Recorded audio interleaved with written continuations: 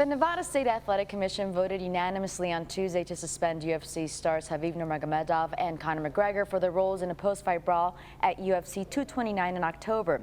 Brad Okamoto is our ESPN MMA reporter, and he was in Vegas today for the hearings. Brad, what's your reaction to the suspensions? The suspensions for Conor and for Khabib were pretty much right in line with what I thought. Essentially 6 months for both. Conor is a hard 6. Khabib was technically 9, but he can reduce it down to 6 if he takes part in an anti-bullying campaign here in Las Vegas, which I expect him to do. The fine was pretty hefty. Khabib Nurmagomedov has to pay $500,000. That's 25% of his $2 million purse. So that's a pretty substantial fine. That is one that I think he would definitely feel. But as far as the length of time in which these guys are ineligible to compete, it was pretty much in line with what I expected going in. You mentioned the length of time. When do you think we can see them back in the Octagon?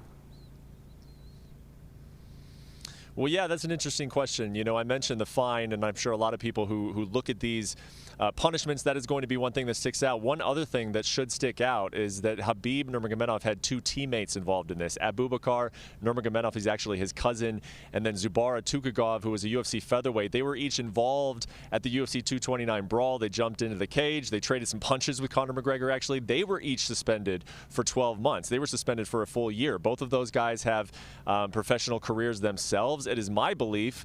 I think that Khabib Nurmagomedov is one of those guys who will say, hey, that's my team. They hopped into the cage to defend me. I'm not fighting until they're fighting. So we could actually see Khabib Nurmagomedov sit out for an entire year.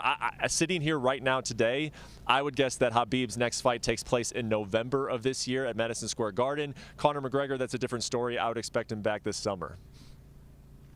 Okay, and as far as Jon Jones, Brett, he was clear to fight again in Nevada, but what more can you tell us?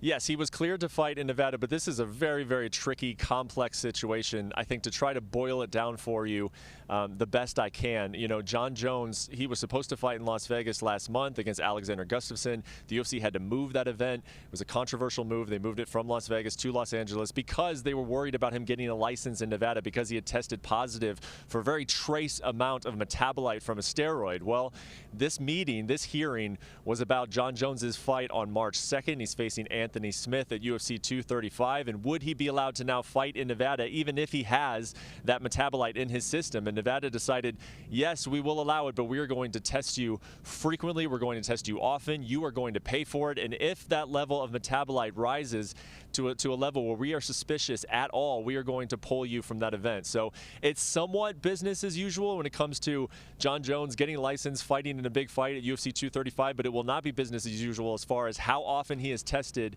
and the Nevada Commission allowing him to have that metabolite in his system as long as it's at a very low level. There you have it. He's Brad Okamoto, our ESPN MMA reporter, with what you need to know for the latest UFC news. Keep it locked on ESPN.com.